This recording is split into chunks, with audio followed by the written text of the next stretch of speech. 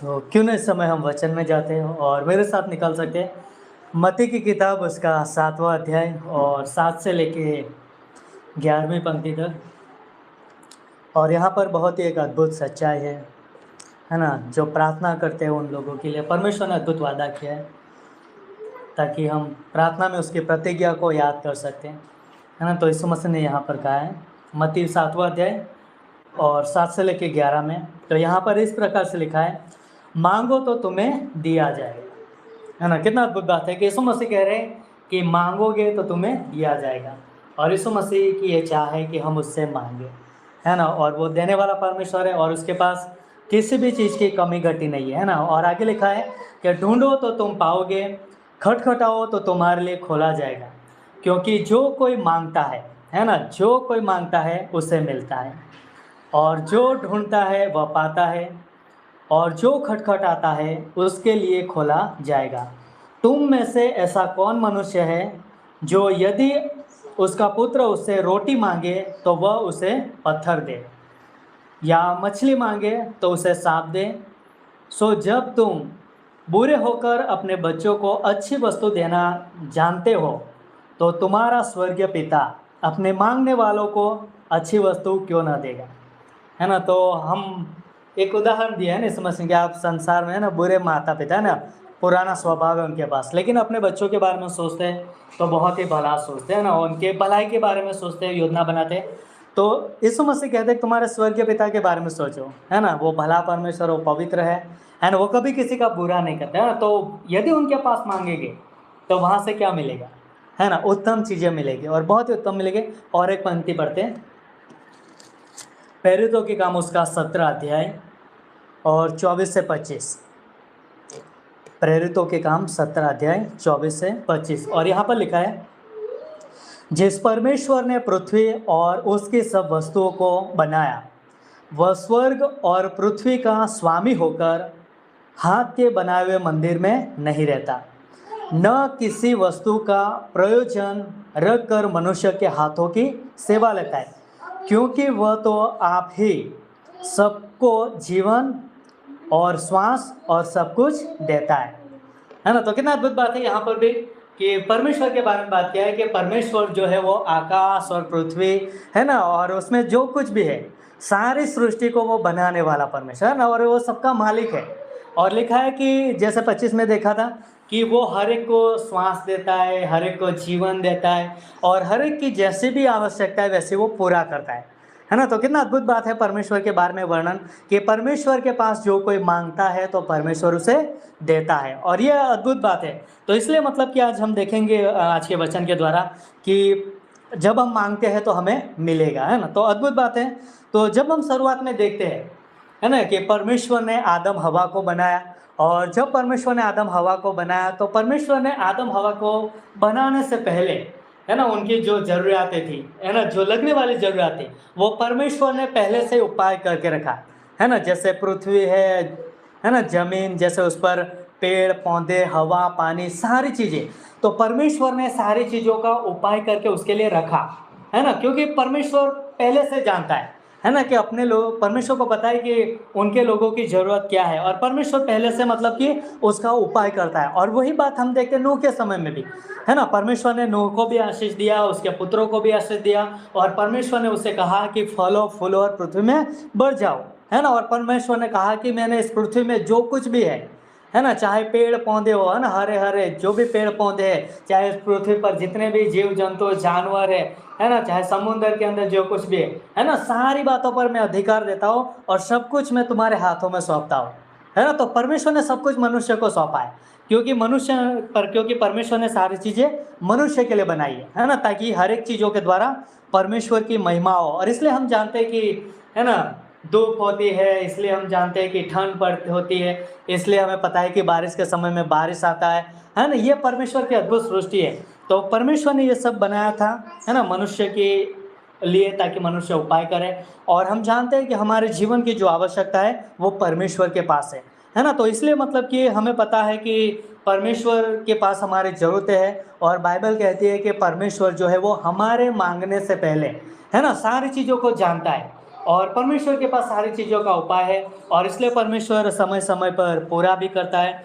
और इसलिए हम देखते हैं कि है ना, परमेश्वर ने हमें बहुत कुछ दे के रखा है ना, जो चीज़ें हमने परमेश्वर से मांगा भी नहीं है ना, बहुत चीज़ें। जैसे आदम ने क्या परमेश्वर से मांगा था कि मुझे ये चाहिए ना, उसने एदन का बगीचा नहीं मांगा था, लेकिन परमेश्वर ने उसे पहले से तैयार करके रखा है ना। आदम ने कुछ भी नहीं मांगा है ना, उसके अपने सहायकारी नहीं मांगा, लेकिन परमेश्वर ने उसके लिए रास्ता निकाला है ना। मतलब कि मनुष्य की जो जो जरूरत थी वो परमेश्वर ने पहले से उसको दे के रखा है ना, क्योंकि परमेश्वर ज़रूरतों को जानता है ना, समझता है और पूरा भी करता है। और आज के समय हम देखते हैं कि हमने परमेश्वर से कुछ चीज़ें जो है, जो हमने मांगी नहीं थी, है ना, जैसे कि वचन, है ना। क्या हमने वचन मांगा था? कभी नहीं मांगा। क्या हम किसी ने परमेश्वर को मांगा था? किसी ने नहीं मांगा, लेकिन फिर भी परमेश्वर उनके सामने चल के आया है ना, अपने आप को प्रकट किया उन्हें खुद के बारे में, ताकि लोग परमेश्वर को जाने, उस पर विश्वास करें, है ना। मतलब कि मनुष्य होने के नाते हमने कुछ भी नहीं मांगा था, ना तो हमने परमेश्वर मांगा था, ना तो हमने कलीसिया मांगी थी, ना तो हमने पासवान टीचर मांगे थे, ना तो हमने संगति मांगी थी, लेकिन परमेश्वर को पता है कि हमारी ज़रूरतें क्या है ना। तो परमेश्वर ने सामने से मतलब प्रबंध करता है, मतलब कि वो हमारे मांगने से पहले हमारी बहुत सारी ज़रूरतों को वो जानता भी है ना, पूरा भी करता है। बहुत सारी ऐसी चीज़ें हैं जो हमने नहीं मांगी, फिर भी परमेश्वर ने हमें दिया है ना। तो इसके लिए भी हम परमेश्वर का धन्यवाद दे सकते हैं और उसका आभार मान सकते हैं। और हम जानते हैं कि हमारी ज़रूरत परमेश्वर के पास है ना। यदि हम परमेश्वर को पता है ना, जब आदम ने पाप किया और पाप की वजह से वो छुप गए, है ना, तो वो छुप गए, लेकिन परमेश्वर के पास नहीं आ रहे थे ना। उनकी ज़रूरतें क्या थी? परमेश्वर था, है ना। उनकी ज़रूरत थी कि हमारा जीवन की जो उपाय है वो परमेश्वर के पास है, लेकिन फिर भी आदम हवा परमेश्वर के पास नहीं आ रहा है। लेकिन हमें पता है कि परमेश्वर सामने से उसके पास जा रहा है। क्यों? क्योंकि परमेश्वर को पता है कि इनको मेरी आवश्यकता है, और इसलिए परमेश्वर सामने से उनके पास जाता है। और परमेश्वर इसलिए जाता है क्योंकि परमेश्वर को अच्छी तरह पता है कि मनुष्य की जो ज़रूरत है वो परमेश्वर के पास है। और इसलिए मतलब कि हमें ये पता होना चाहिए कि हमारी ज़रूरतें परमेश्वर के पास है ना। वो हमारे मांगने से पहले जानता है, लेकिन परमेश्वर ने उपाय रखा है कि यदि हम मांगेंगे तो वो हमें देगा, है ना। तो परमेश्वर देने वाला परमेश्वर है, और इसलिए हम उससे मांग सकते हैं, है ना। चाहे हमारी शारीरिक ज़रूरतें हो, चाहे खाना पीना रहना, है ना, कोई भी ज़रूरत है, चाहे हमारी आत्मिक ज़रूरत हो, है ना, हमें परमेश्वर के प्रेम में बढ़ना है, उसके अनुग्रह में बढ़ना है ना, उसकी माफ़ी चाहिए, है ना। जो भी हमें प्रार्थना में हम उससे मांगते हैं तो परमेश्वर वो चीज़ें हमें देता भी है। तो कितना अद्भुत बात है कि जब हम परमेश्वर से, हमारी ज़रूरत है, जब हम परमेश्वर से मांगते हैं तो परमेश्वर हमारी ज़रूरतों को पूरा भी करता है। और जब परमेश्वर हमारी ज़रूरतों को पूरा करता है तो हम आनंद से भर जाते हैं, है ना। और हम नाचने लगते हैं, उछलने लगते हैं ना। जैसे बाइबल के अंदर, जैसे अंधा व्यक्ति था, है ना, जन्म से था वो, उसने कभी कलर रंग रूप कुछ नहीं देखा था, लेकिन जब वो देखने लगा तो कितना उछलने नाचने कूदने लगा, है ना। बाइबल में बहुत सारे ऐसे लोग हैं, है ना, जो लंगड़े भी चलने लगे, नाचने कूदने लगे, है ना। जो लोग बीमारियों से पीड़ित थे वो चंगे हो गए, वो भी बहुत अपने मनों में बहुत आनंद से भर गए, है ना। तो कितना अद्भुत बात है। जो लोग तो जिनको मतलब आवश्यकता थी, है ना, और वो ज़रूरतें अपने जीवन में पूरा हुआ देखते हैं तो वो आनंद से भर जाते हैं। तो उसी प्रकार जब हम प्रार्थना में परमेश्वर से मांगेंगे, है ना, जैसे उसने कहा है कि मांगो तो तुम्हें दिया जाएगा, तो जैसे हम वचन के अनुसार जब हम प्रार्थना में यीशु मसीह से मांगते हैं तो परमेश्वर हमारी ज़रूरतों को पूरा भी करता है, और ये अद्भुत उसका वादा है। तो इसलिए मतलब कि हम देखते हैं कि कुछ चीज़ें हैं, है ना, जब हम प्रार्थना में परमेश्वर से मांगते हैं, है ना, तो प्रार्थना में हमें बहुत सारी चीज़ें मिलती है जिसके बारे में हम बात करेंगे, है ना। तो प्रार्थना के द्वारा हम बहुत कुछ पाते हैं, है ना। तो ये चीज़ याद रखें कि प्रार्थना, है ना, तो प्रार्थना जब हम करते हैं, चाहे हमारी साधारण भी प्रार्थना क्यों न रही, है ना, तो भी परमेश्वर अद्भुत तरीके से वो जवाब देता है, क्योंकि हमारी प्रार्थना में काम कौन करता है? परमेश्वर, है ना। तो हम साधारण शब्दों में प्रार्थना करते हैं, लेकिन उस प्रार्थना में हम परमेश्वर को मौका देते हैं ना, विश्वास के द्वारा भरोसा रखते हुए, ताकि परमेश्वर उसमें काम करे। और जब परमेश्वर काम करता है तो उसका जवाब कैसा होता है? अद्भुत, है ना, जो हमारी सोच और समझ से भी परे होते हैं। तो इसलिए मतलब कि जब हम प्रार्थना करते हैं परमेश्वर से, तो हमारी प्रार्थना कुछ नहीं, मतलब हम, हमारी प्रार्थना का एक भाग है, हमारा जो भाग है, लेकिन उसमें काम करना परमेश्वर का काम है ना। तो उसमें अद्भुत जवाब होता है। तो कुछ चीज़ें हैं जिसके द्वारा हम प्रार्थना करते हैं परमेश्वर से, और परमेश्वर हमें देता है। तो जैसे कि छुटकारा देता है ना, जब हम परमेश्वर से प्रार्थना करते हैं तो परमेश्वर हमें छुटकारा देता है ना। तो यीशु मसीह का नाम का मतलब होता है ना, उद्धार करता है ना, छुड़ाने वाला।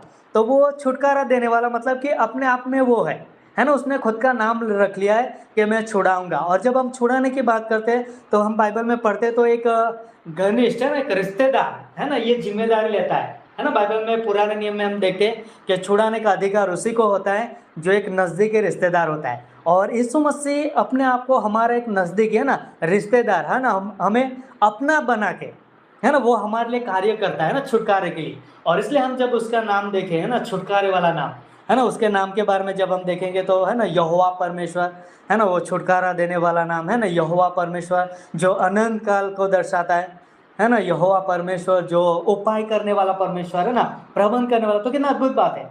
तो इसलिए मतलब कि जब हम प्रार्थना करते हैं तो किस में करते हैं? यीशु मसीह के नाम में है ना। तो यीशु मसीह के नाम से जब हम मांगते हैं ना छुटकारे के लिए, तो यीशु मसीह छुटकारा भी देता है। तो कितना अद्भुत बात है कि हम छुटकारा पाते हैं और हमारी ज़रूरतें भी हम पाते हैं है ना। चाहे हमारी ज़रूरतें कोई भी क्यों ना हो, चाहे हमारे जीवन को लेके हो, परिवार को लेके हो है ना, चाहे हमारे कोई भी ज़रूरत क्यों ना हो है ना, परमेश्वर हमारी हर एक ज़रूरतों को पूरा करने के लिए वो तैयार है ना। इसलिए बाइबल हमें बार बार कहती है कि किसी भी बात की चिंता मत करो है ना, किसी भी बात की है ना। तुम्हारे पास जो भी कमी घटी है, तुम्हारी जो भी आवश्यकता है, वो परमेश्वर के सामने है ना, धन्यवाद के साथ है ना, प्रार्थना के साथ, विनंती के साथ है ना, परमेश्वर की उपस्थिति में किया जाए है ना। तो कितना अद्भुत बात है कि बाइबल कहती है कि हमें चिंता नहीं करना है ना। हम जानते हैं कि मनुष्य होने के नाते हमारे पास बहुत सारी ज़रूरतें होती है, लेकिन चिंता नहीं करनी। हमें अपनी ज़रूरतें कहाँ पे रखना है? परमेश्वर के सामने है ना। और परमेश्वर के सामने जब हम रखते हैं तो परमेश्वर उसे पूरा भी करता है ना। इसलिए यीशु मसीह ने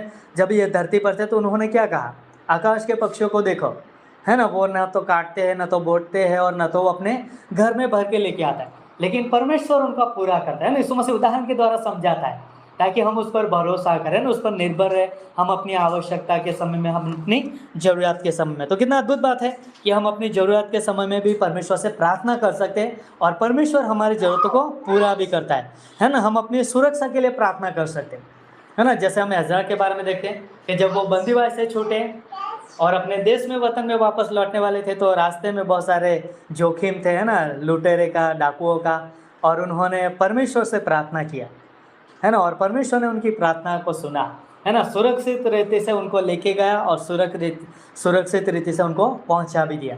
तो ये कितना अद्भुत बात है कि हम सुरक्षा के लिए परमेश्वर से प्रार्थना कर सकते हैं ना, अपने परिवार के लिए, बच्चों के लिए। जैसे एजरा ने भी वही किया है ना। वहाँ पे बहुत सारे लोग थे है ना, उनके बहुत सारे परिवार होंगे, अपने बच्चे होंगे है ना, उनकी धन संपत्ति थी, उनके बहुत सारे भेड़ बकरे है ना, बहुत सारे जानवर हो सके, और उनके लिए उन्होंने प्रार्थना किया और परमेश्वर ने उन्हें अद्भुत सुरक्षा भी दी। तो कितना अद्भुत बात है कि हम सुरक्षा के लिए प्रार्थना कर सकते हैं। हम अपने जीवन में आशीष पाना चाहते हैं, उसके लिए प्रार्थना कर सकते हैं है ना। हम विश्राम पाना चाहते हैं जीवन में, उसके लिए परमेश्वर से प्रार्थना कर सकते हैं है ना। यदि हमें सामर्थ्य चाहिए तो हम सामर्थ्य के लिए परमेश्वर से प्रार्थना कर सकते हैं, क्योंकि परमेश्वर जो है वो निर्बलों को सामर्थ्य देता है ना। तो इसलिए मतलब कि जब हम, हमारी कोई भी आवश्यकता क्यों ना है, हम परमेश्वर से प्रार्थना कर सकते हैं। और हम जानते हैं कि यीशु मसीह है ना, निर्बलों को वो सामर्थ्य देता है ना, उनको वो बल देता है।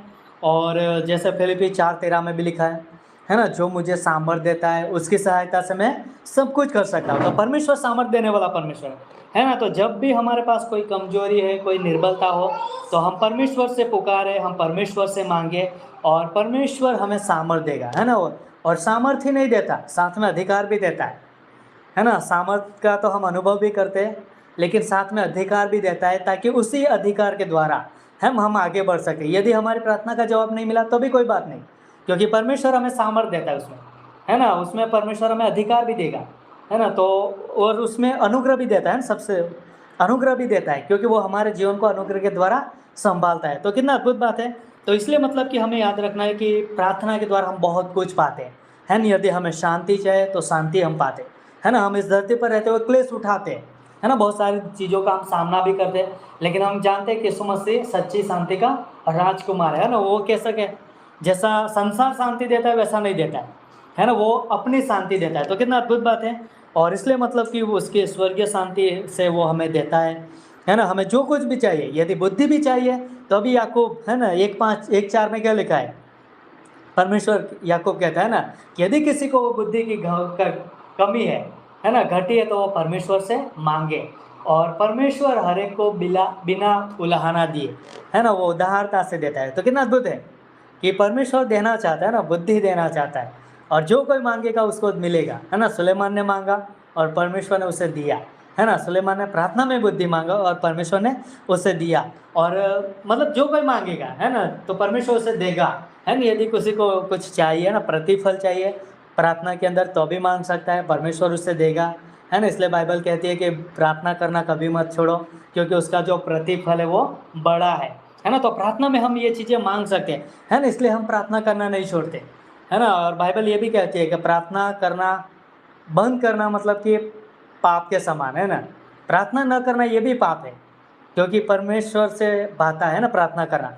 तो इसलिए हमें प्रार्थना करना चाहिए, उसमें अपना हियाव नहीं छोड़ना चाहिए, है ना। क्योंकि हम जानते हैं कि परमेश्वर हमारे सुख के लिए, है ना, हमारी ज़रूरतों के लिए, हमारे स्वास्थ्य के लिए, हमारे परिवार के लिए, है ना, जो भी ज़रूरत है परमेश्वर सारी चीज़ें देने के लिए तैयार है ना। और वो देता भी है, और कैसे देता है ना, थोड़ा हिचकिचा के नहीं देता है ना, इतना देता हो इतना नहीं देता, वैसा नहीं, है ना। वो बहुतायत से दे देता है ना। जो हमने मांगा था वो चीज़ें हमें देता है, उसमें बहुत आनंद होता है ना, उसमें बहुत संतुष्टि भी होता है ना, उसमें बहुत भरपूरिता होता है। जैसे यीशु मसीह ने कहा ना यूहन्ना 10:10 में कि मैं उन्हें जीवन देने के लिए, और कैसा, बहुतायत से देने के लिए।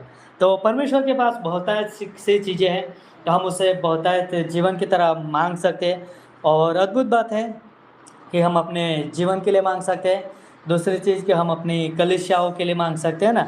कलीसिया की भी बहुत सारी ज़रूरतें होती है ना, उसकी एकता के लिए, उसकी बढ़ोतरी के लिए, है ना। और उनके पास, कलीसिया के पास बहुत सारा सेवकाई रहता है, अलग अलग, है ना, दर्शन रहता है, विजन रहता है, अलग अलग जिम्मेदारियाँ होती है ना, पासवान की और टीम की, और जो भी मतलब कि लोग शिष्यता में बढ़ना चाहते हैं, लोग मसीह के रिश्ते में बढ़ना चाहते हैं ना, और सुसमाचार प्रचार करना चाहते हैं, तो ऐसी बहुत सारी सेवकाएँ है ना। तो उसके लिए भी हम प्रार्थना में परमेश्वर से मांग सकते हैं, और परमेश्वर उसको पूरा भी करता है ना। तो ये अद्भुत बात है।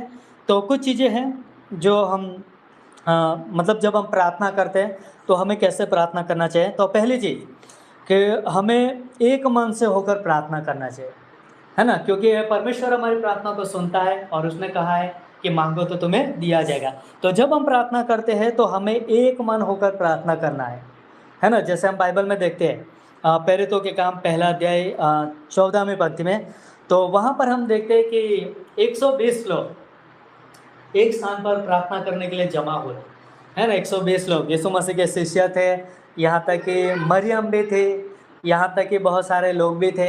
और ये सब लोग जब प्रार्थना कर रहे हैं तो एक मन होकर, एक चित होकर वो प्रार्थना करें, और उनकी प्रार्थनाओं को सुना जाता है ना। परमेश्वर अद्भुत तरीके से वहाँ पर काम भी करता है। और भी इस जगह पर हम देखते हैं आगे 5वें अध्याय के अंदर कि कलीसिया एक मन होकर प्रार्थना करे, किसके लिए, पतरस के लिए, है ना। पतरस सुसमाचार बांट रहा है, प्रभु का काम कर रहा है, लोगों को प्रभु के लिए जीत रहा है, और उनके पास सताव होता है ना, और इसकी वजह से उनको जेल में भर दिया जाता है। लेकिन हम देखते हैं कलीसिया उनके लिए प्रार्थना करी, और परमेश्वर ने क्या किया, उसको जेल से छुड़ाया और उनके पास पहुंचाया, है ना। तो कलीसिया प्रार्थना करिए, परमेश्वर से मांग रही है उनके छुटकारे के लिए, और परमेश्वर छुड़ाकर उनके पास ही भेज रहा है ना। तो कितना अद्भुत बात है कि जो कोई परमेश्वर से मांगेगा तो परमेश्वर उसके सुनेगा। तो इसलिए मतलब कि हमें कैसे प्रार्थना करना है, एक मन होकर, है ना। मतलब कि परमेश्वर ने क्या कहा है उसके अनुसार, बराबर। तो एक मन होकर हम प्रार्थना कर सकते हैं ताकि हम उसका जवाब पाए। दूसरी चीज़, हमें विश्वास के साथ प्रार्थना करना चाहिए, है ना। याकूब 1:6, तो जब हम विश्वास के साथ प्रार्थना करते हैं तो हम पूरी रीति से परमेश्वर पे भरोसा रखते हैं, है ना। वहाँ पर हमें आश्वासन होता है, खातरी होता है कि मेरी प्रार्थना का जवाब है जो परमेश्वर की ओर से आएगा, है ना। तो विश्वास, है ना, ये मान लेता है, स्वीकार लेता है कि मेरी प्रार्थना का जवाब है ना। प्रतीति कर लेता है कि भले मैंने अभी मांगा है लेकिन मुझे नहीं दिख रहा है, लेकिन वो मुझे मिल गया, है ना। विश्वास प्रतीति कर लेता है ना, उस बात को मान लेता है। लेकिन जब हम संदेह करते है ना, तो क्या हो जाता है, संदेह विश्वास और अविश्वास के बीच में रह जाते, है ना। मतलब परमेश्वर भी भरोसे नहीं होता, और संसार की चीज़ों पर भी मतलब कि उसमें भी उलझे हुए रहते हैं ना, दोनों चीज़ में। तो इसलिए मतलब कि संदेह मतलब उस तरीके से होता है ना, विश्वास और अविश्वास के बीच में दुविधा में रहना है। लेकिन जब हम विश्वास से मांगते हैं तो खातरी कर लेते हैं ना। जैसे पुराने नियम में हम देखते हैं ना, मूसा ने 12 भेदियों को भेजा था कनान का भेद लेने के लिए, और वहाँ पर हम देखते हैं कि 10 लोगों ने नकारात्मक चीज़ें बोला था, लेकिन 2 लोग थे ना, कैलेब और यहोशुआ, और उन्होंने कहा कि ये बातें परमेश्वर ने कहा है ना, तो उस पर हम भरोसा करें। तो 10 लोगों ने बोला था कि वो देश भले अच्छा है, लेकिन वहाँ पे रहने वाले बहुत दानव है ना, बहुत खतरनाक लोग हैं और उनके सामने हम टिक नहीं सकते, है ना। लेकिन 2 लोगों ने क्या कहा कि ये बात परमेश्वर ने कहा है कि मैं तुम्हें वो देश दे दूंगा, है ना। ये मतलब कि उन्होंने मान लिया था कि परमेश्वर ने कहा है, मतलब कि वो दे देगा, है ना। तो उन्होंने भरोसा किया था, और हम जानते हैं कि 2 लोगों ने जिसने विश्वास किया था वो ही लोग कनान में जा पाए, है ना। बाकी जो लोग जिन्होंने अविश्वास दर्शाया वो जंगल में ही मर गए, लेकिन कनान नहीं गए, है ना। तो कितना अद्भुत बात है कि विश्वास, है ना, विश्वास के द्वारा हम मांगते हैं, है ना, परमेश्वर पे भरोसा रखते हैं, तो परमेश्वर हमारी ज़रूरतों को पूरा भी करता है। तो इसलिए मतलब कि जब हम प्रार्थना करें तो विश्वास से करें। तीसरी बात कि जब हम प्रार्थना करते हैं तो वचन के द्वारा हम प्रार्थना करें, जैसे यूहन्ना 15:7 में लिखा है ना, कि यीशु मसीह ने कहा कि यदि तुम मुझ में बने रहो और मेरी बातें तुम में बने रही, और तुम जो कुछ भी मांगोगे तो वो तुम्हें मिलेगा, है ना। तो यीशु मसीह की बातें हमारे पास है, मतलब कि उसका वचन हमारे पास है, और उसके वचन के अनुसार जब हम प्रार्थना करते हैं तो हमें पता चलता है कि हमें क्या मांगना है ना, क्योंकि वचन बताता है परमेश्वर की इच्छा, और जब भी हम परमेश्वर की इच्छा के अनुसार कोई चीज़ मांगेंगे तो परमेश्वर मना नहीं करेगा, है ना, उसको बिंदास दे देगा, क्योंकि परमेश्वर अपनी इच्छा को वो पूरी करता है ना। जैसे उसकी इच्छा स्वर्ग में पूरी होती है, वैसा वो इस धरती पर भी पूरी करना चाहता है ना। तो जब हम उसके वचन जानेंगे, उसकी इच्छा को जानेंगे, तो उसकी इच्छा के अनुसार हम प्रार्थना करना आसान हो जाएगा, क्योंकि परमेश्वर का वचन क्या करता है, हमारी प्रार्थनाओं को नियंत्रण करता है ना, उसको एक मार्गदर्शन देता है ना। और हमारी प्रार्थना परमेश्वर के अधीनता में होती है ना, उसकी मर्जी में होती है, और उसकी वजह से मतलब कि हमारी प्रार्थना का अद्भुत जवाब होता है। तो कितना अद्भुत बात है। तो अंत में जब हम मांगते हैं, है ना, तो परमेश्वर हमें देता भी है, और परमेश्वर हमें देता है तो हमारे उस देने के द्वारा, है ना, जो भी दिया है उसके द्वारा क्या होता है, परमेश्वर की महिमा होती है ना। तो अद्भुत बात है कि जब हम मांगते हैं हमें जवाब मिलता है, और उन जवाब के द्वारा परमेश्वर की महिमा होती है। तो जब परमेश्वर की महिमा होती है तो इसलिए हमें प्रार्थना करना चाहिए, है ना। तो बाइबल क्या कहती है यूहन्ना 15:8 में कि तुम बहुत से फल लेके आओ, है ना, ताकि तुम्हारे परमेश्वर पिता की महिमा हो। तो फल लाना मतलब कि प्रार्थना करना, है ना। जितना ज़्यादा प्रार्थना करेंगे उतना ज़्यादा फल मिलेगा, है ना, और उतनी ही ज़्यादा परमेश्वर की महिमा होगी। तो ये चीज़ हमारे लिए अद्भुत है, और हमें ये चीज़ याद रखना चाहिए कि हम कितने भी मतलब कि परमेश्वर से कितने भी मूल्यवान चीज़ क्यों ना मांगे, है ना, मतलब कोई भी कितनी महंगी चीज़ क्यों ना रही, है ना, वो हम परमेश्वर के पास मांगेंगे तो भी वो परमेश्वर देगा, है ना। कितनी भी मूल्यवान चीज़ क्यों ना रही, हम परमेश्वर के पास मांगेंगे वो हमें देगा। क्यों देगा, क्योंकि बाइबल कहती है ना कि परमेश्वर ने अपना एकलौता पुत्र दे दिया, है ना, जो सबसे मूल्यवान है ना, वो कीमती है।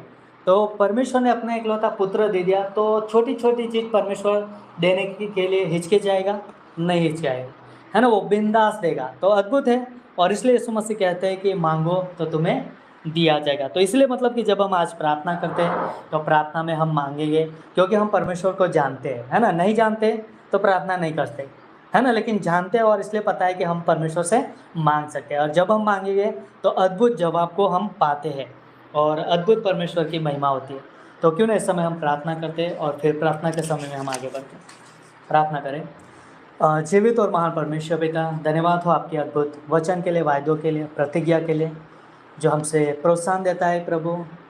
और हम जानते हैं प्रभु आपके वचन के अनुसार कि आपने जैसा कहा है कि कोई आपसे मांगेगा प्रभु, आप उन्हें उत्तम से उत्तम चीज़ें देना जानते हो प्रभु। और पिता परमेश्वर आप अपने समय में देते हो और अद्भुत देते हो, इसलिए धन्यवाद देते हैं प्रभु। ये कलीसिया को हम आपके हाथों में सौंपते हैं, होने देना पिता परमेश्वर। इन सभी बातों की जो ज़रूरत है पिता, वो आपके सामने रखेंगे पिता परमेश्वर, ताकि आपकी महिमा हो और आपके राज्य बढ़ता जाए, वैसे हमारी प्रार्थना है। धन्यवाद यीशु मसीह कि आप हमारी प्रार्थना का जवाब देने वाले परमेश्वर, धन्यवाद देते। ये प्रार्थना यीशु मसीह आपके नाम से मांगते हैं, आमीन।